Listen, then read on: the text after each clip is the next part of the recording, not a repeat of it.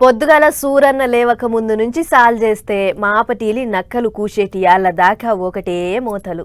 హైదరాబాద్ పట్టణంలోనైతే తెల్లని దాకా కూడా ఇరాం లేకుండా తిరుగుతుంటాయి బండ్లు. కొంతమంది షీతిరిగాళ్ళైతే పొగగొట్టాలు తీసేసి బండ్లు బర్ర బర్ర గుంజుతుంటే రోడ్ల పొంటి దోమల మందు కొట్టినట్టే వస్తుంటది పొగ.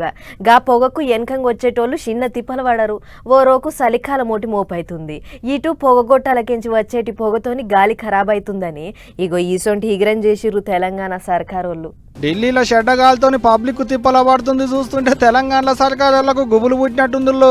నీళ్లు రాకముందే ఆనకట్టలు వేసినట్టు గాలి ఖరాబు కాకముందే ముందుగాల ఈక మొదలు చేసే ఈగలం చేస్తున్నారు. ఢిల్లీలో గాలి ఖరాబ్ అయ్యి పబ్లిక్ పడుతున్న తిప్పలు చూసినాక అటువంటి తిప్పలు ఇక్కడ పబ్లిక్ వాడొద్దని ఇగో ఇట్లా కరెంటు బండ్లను రోడ్డు ఎక్కించే ఈగలం చేస్తున్నారట. అంటే ఇక ఇప్పటి సంది బండ్లు కొనుక్కునేటోళ్ళంతా కరెంటు బండ్లనే కొనుక్కోవాలని చెప్తున్నారు అన్నట్టు. ఇంకో పెద్ద ముచ్చట ఏంటంటే ఈ కరెంటు బండ్లకు రోడ్ టాక్సీ కూడా ఏం లేదట. ఇది మేమంటున్న ముచ్చట కాదు, కుర్దు మంత్రి పొన్నం ప్రభాకర్ సార్ చెప్తున్న ముచ్చటే.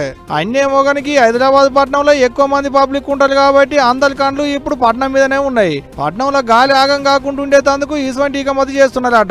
అయినా ఈయనకుంటా పెట్రోల్ బండ్లు డీజిల్ బండ్లు కొనుక్కున్న వాళ్ళు ఉంటే 15 ఏళ్ల కంటే ఎక్కువ రోడ్ల మీద తిప్పొద్దు అంటున్నారు. 15 ఏళ్లు కాగానే ఎవరు చెప్పినా చెప్పకున్నా ఎవరి దాళ్ళు తీసుకుపోయి పాతినప కొట్టోళ్ళ కేసు రావాలన్నట.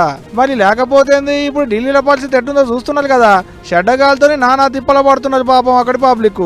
దేశ రాజధానిలో ఉండేటి పబ్లిక్కే గింతగానం తిప్పల పడుతుంటే ఇంకా రాజధానిగా ఢిల్లీ నుంచుడెందుకు అన్నట్టే ట్విట్టర్కి ఇట్లా రాసుకొచ్చిండు షేయి పార్టీ ఎంపీ శశి థరూర్ అనేటికి సారు. ఏదేమైనా కానీ ఢిల్లీ పరిస్థితి మాత్రం మనతన రాకుంటే చాలబ్బా, ఏమంటారు?